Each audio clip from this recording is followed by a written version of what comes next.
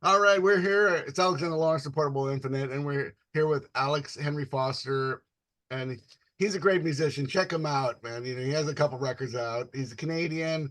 He's from Montreal. He's been around for a while. So let me ask you. I mean, you're Canadian. I mean, what's I mean, for a lot of people that don't know, a lot of us Americans. I mean, what's the Montreal scene like? Are you playing to just the Montreal scene? Are you trying to be cultivate a scene there? But are you like everybody else playing to the to the international scene and just are you consider yourself an international That's audience? a that's a very interesting question because my roots are from that community driven uh, kind of spirit. You know what? Godspeed You, Black Emperor, all those bands that were basically renting lofts and were creating in front of an audience. They were growing with people, and it was creating a community. And over the years, I think like a bit like everything in life, it kind of changes to a way when it became a bit more organized, meaning like a bit more business driven. And then suddenly we were missing all the good stuff. By good stuff, I mean the life that is exempt from ambition, where it's only like a moment where you're expressing something and you're sharing really immediately with people. So that's my roots. And nowadays I don't know if there's such thing as a scene. We've seen Montreal has been publicized a lot with like Arcade Fire, and there was like a lot of attention over the years to Montreal, and a lot of people came to town, and which is great. Don't get me wrong, I'm very happy. But I think that at some point when it becomes a landscape of, I want to be discovered and I want to be known, you kind of lose what you had, and what you had is the foundation of your singularity as an artist, but also as a community. And so that's why now I'm always very, very skeptical when someone is telling me, "Oh man, you should like come here, there's like a scene going on." And I'm just like, "Well, cool, but this is not really appealing," because most of the time you go there, and I'm not only talking about Montreal, but I'm talking like in any different places I've been privileged to go, and you realize that everybody kind of looks the same, thinks the same, and talks the same. So is that a scene at all? Me, I rather go to places where, just like I'm living in Tanger in Morocco, probably like half of the year, and everybody's so different. You've got like different style, different looks. You've got people that are talking different languages. They have like different cultural backgrounds, and they're all communing together. And there's something going on. Everybody's going to bring like an instrument, and something will happen. The spark ain't about are we cool to be part of something. The spark comes from wanted to live, wanted to express an emotion in a context where it's bigger than yourself. So then instead of trying to capture, lightning for others to see how cool you are, so then it's about being driven by the invisible, and then everybody comes in the same motion. And I'm saying that, and I might sound like a bit judgmental because I was exactly like that before. And you're part of a business, you're part of like a machine, and you don't even understand why you're changing over time. But when I got to Tanger a few years ago, and I kind of rediscover what art was about, because art is the expression of the heart and the soul. And then I was just like looking at people having like such a moment, and me, I was the only one like being so self-conscious in the room and wondering, okay, well, what should I play here? So it's not kind of the rhythm that I know. So okay, and it was all about me. It wasn't about the moment at all. And those people were completely free. And when I realized that, I was slowly able to free myself from all the structures that I put myself into over the years. So then I was able to find not a scene, but to find something that was so honest and real that I was like sneaking out every time, I could, to go back to Tanger, to just to either to be part of it or to join, people that were coming and go, like from people from uh, like deep Africa coming, trying to having dreams to cross over to Europe, and just like coming all together with their stories, with their dreams, with their expectations, and everybody communing their own spirit in the same motion. That for me is what should be what now we call a scene. That was where I'm from with Black Godspeed You, Black Emperor, and that just kind of faded away over time. So when I'm expressing myself live, I have the real blessing to go and on the international scene. And I rarely play in Montreal for whatever reason, but I've played like a handful of shows from ever since I became since I my journey began. So that's why I'm looking for now. This is really where I can root myself and grow and evolve through a moment that goes way beyond myself and how I want to be perceived and how I want to be seen and how, hey, look how good I am or how cool I look or whatever. So it goes back to the foundation of who you are as a person. If you're unable to share or participate, doesn't matter. You're just like you're gonna get with the flow. You just need to abandon yourself at some point and to get in the rhythm. And that's what I experience.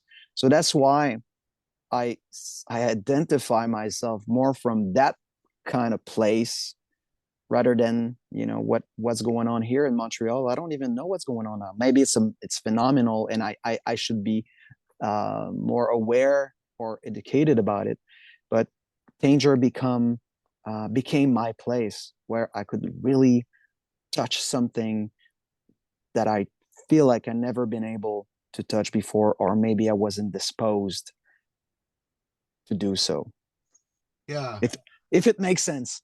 Yeah. I mean, well, let me just respond to that. I mean, yeah, yeah, I think every city has its like local scene, and I think some people there. I mean, it's almost like high school. Their whole goal is to just play like a big show and kind of impress their friends and their little group, and but if the band's really good and you want to make some money, I mean, you have to play out and then you end up, I mean, like it's like going back to the Strokes and yeahs and the Interpol like in New York like 20 years ago.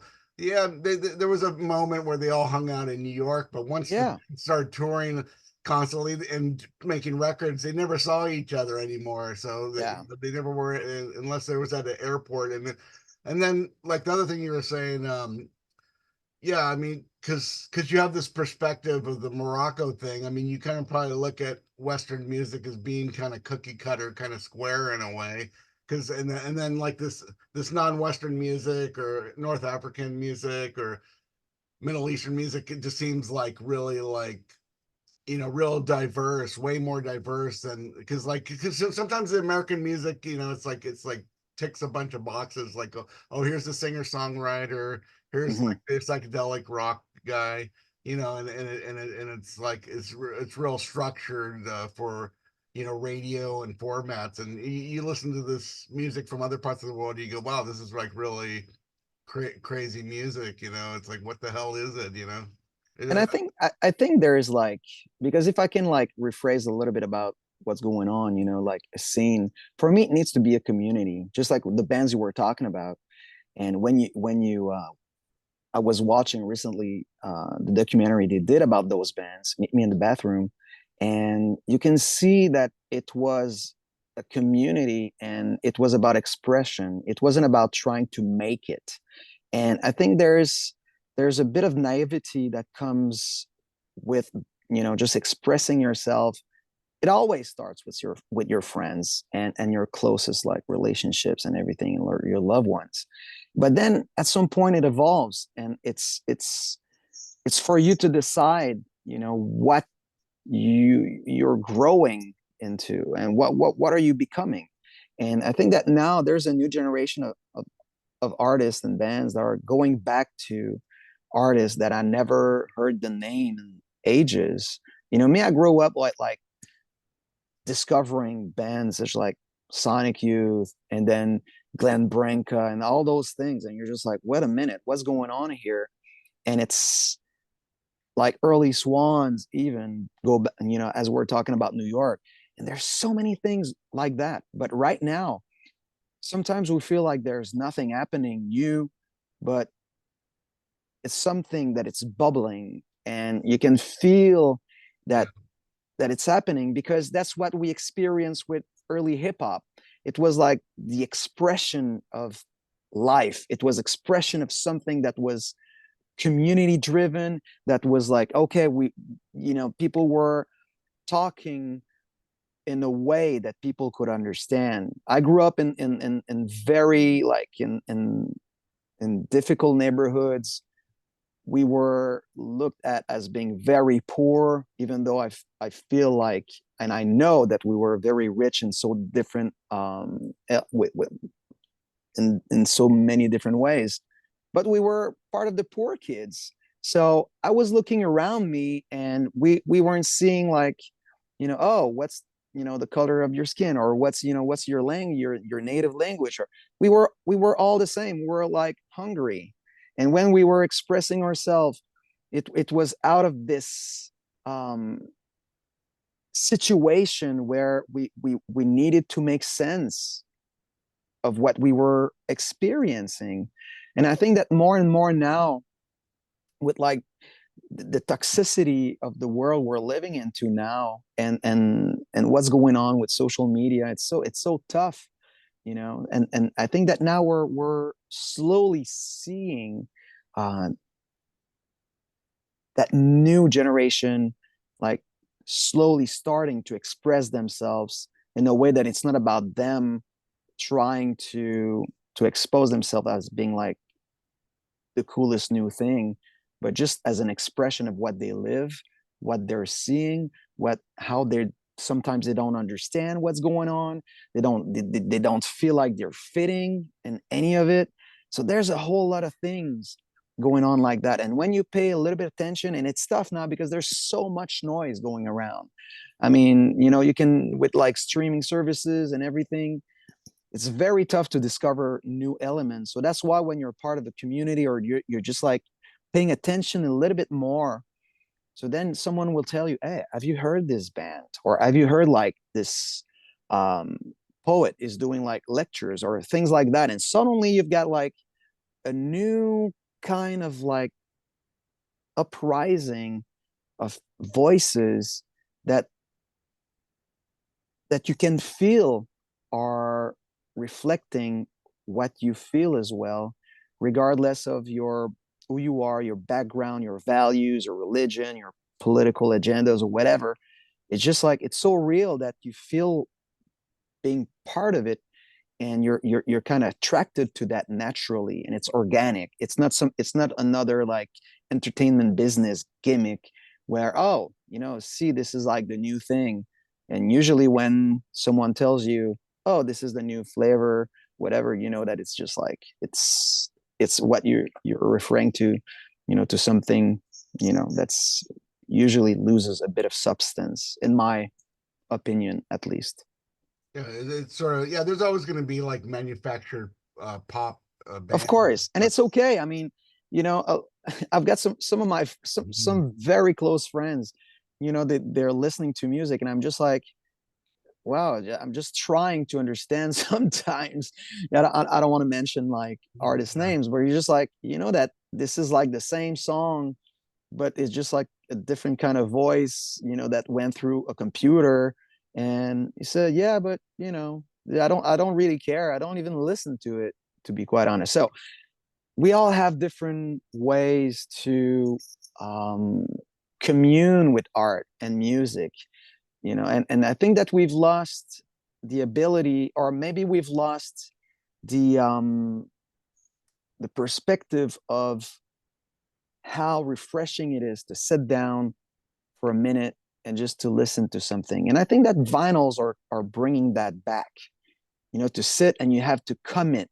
You have to take a little moment, and so it's not like background noise that goes around that you don't, you're just like, oh, just like a playlist, like I feel like happy, just like happy playlist, and then you don't really care who's singing. Is it like a computer that made those songs? Is it the same guy somewhere that's under different monikers that like creates, those songs for Spotify or whatever? No, you just sit down and just like, hey, wait a minute, so what's going on here? You take like the album cover, why, and you just it this is the beginning of a journey that you're a part of, rather than just like having something playing, in the background if you are like in an elevator or you're going to a grocery store, just like you don't care, you're just like it's something else. It's just like background noise. So when you commit to live a moment, so then you can reflect not only on the music being played, but or reading a book, but you're reflecting about life, about yourself, and you don't even realize, but you're evolving and you're growing in a different way by doing that, just by taking like a little moment away from your phone, away from whatever you're connected to, and you're just like, wait,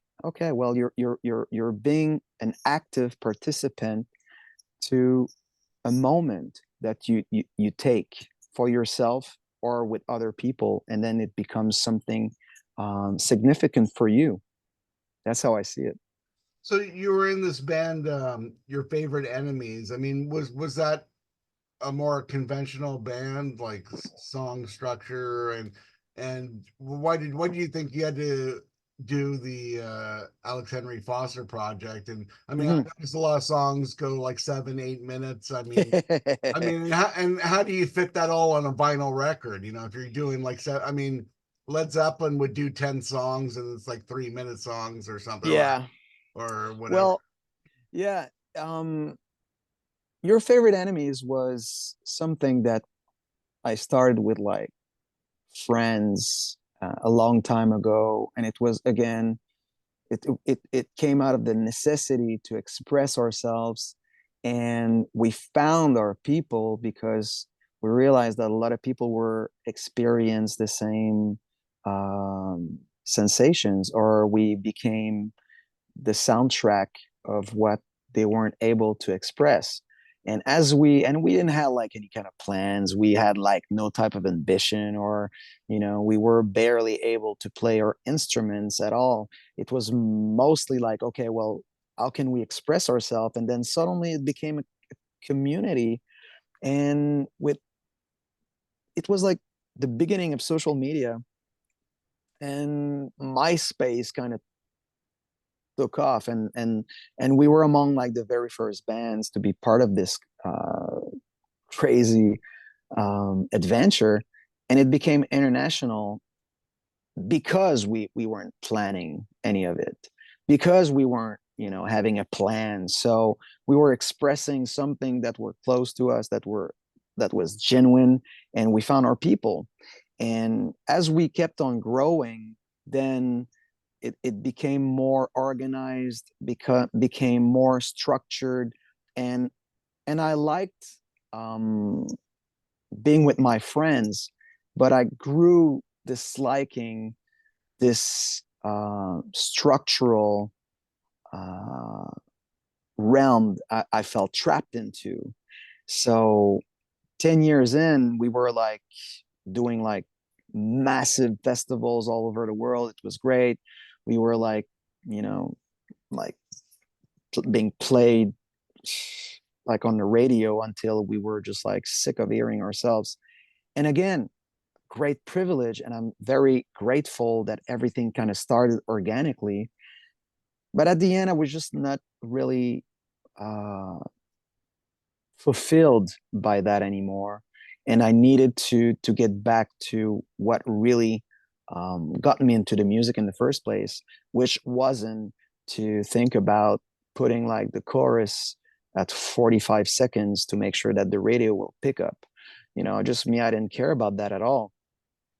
So that's when, after that, I said, well, I would like to do my own thing without any kind of like restrictions, any kind of format. I wasn't, because and that's something when I I I I experienced it. I experienced like number one singles. I experienced like being like headliners on major festivals, like being like nomination for like prizes and stuff. And I didn't feel anything out of it. I thought it would be like the pinnacle of our journey, coming from nothing. We had to exchange like t-shirts because, we were like being seen in interviews wearing always the same the same Mhm. pieces of clothing.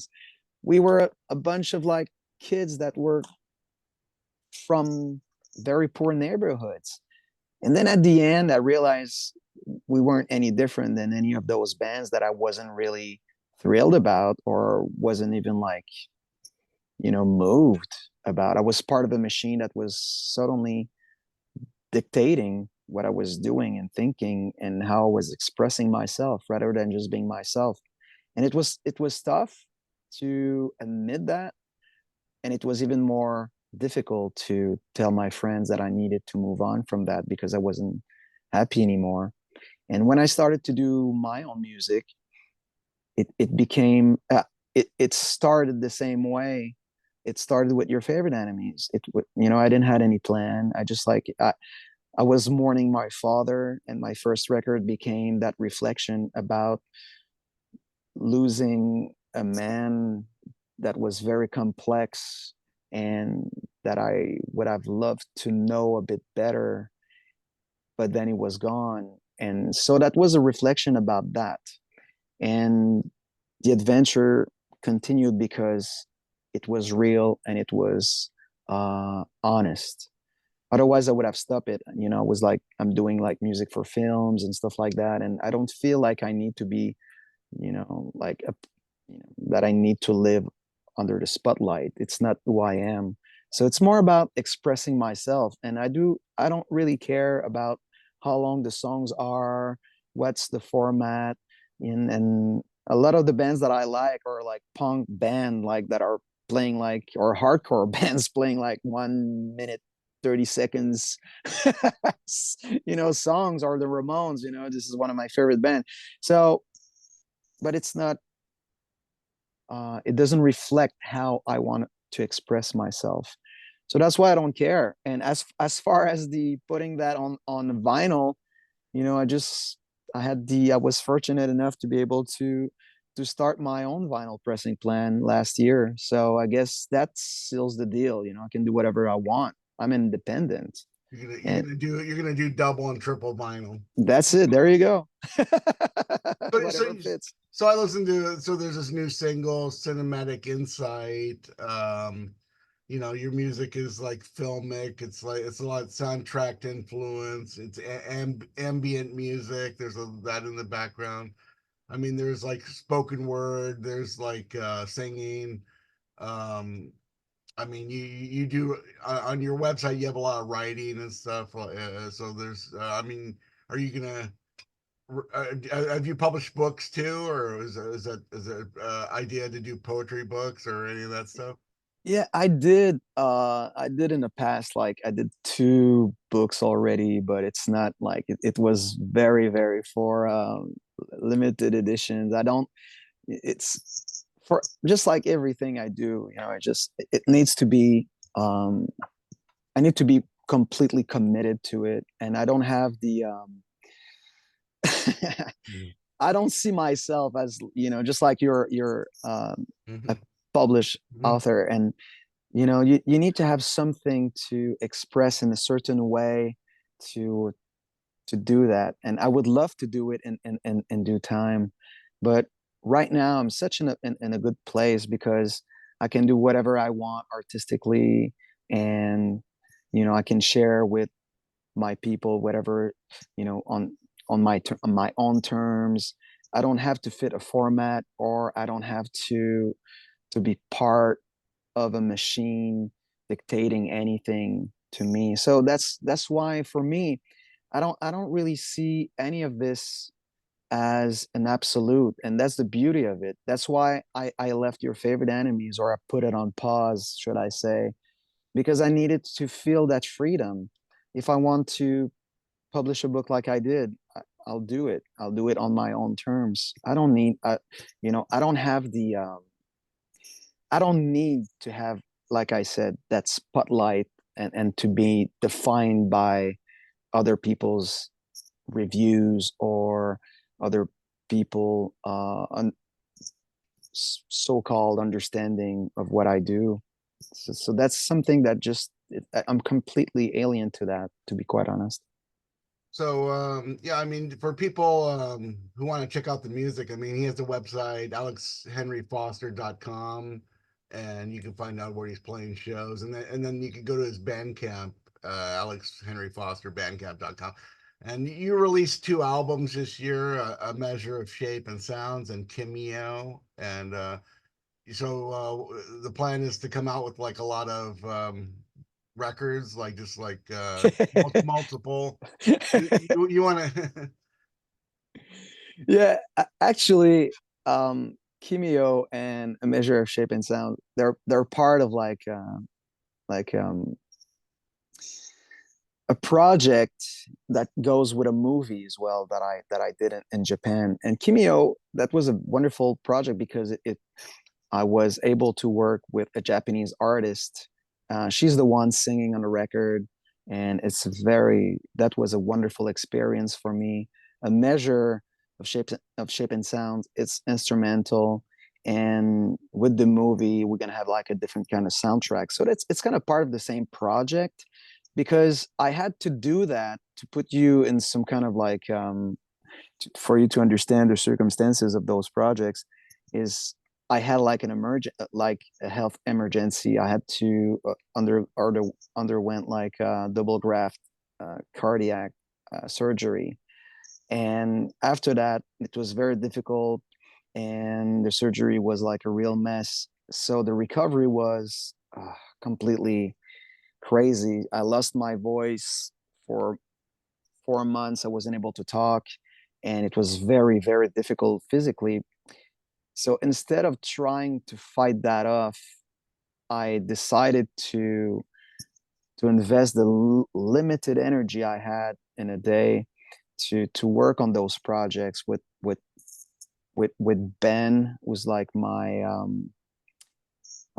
longtime collaborator and co-writer, and invited Momoka to work on this record. So it became something else, completely different from what I did before. And a measure of shape and sound. It just like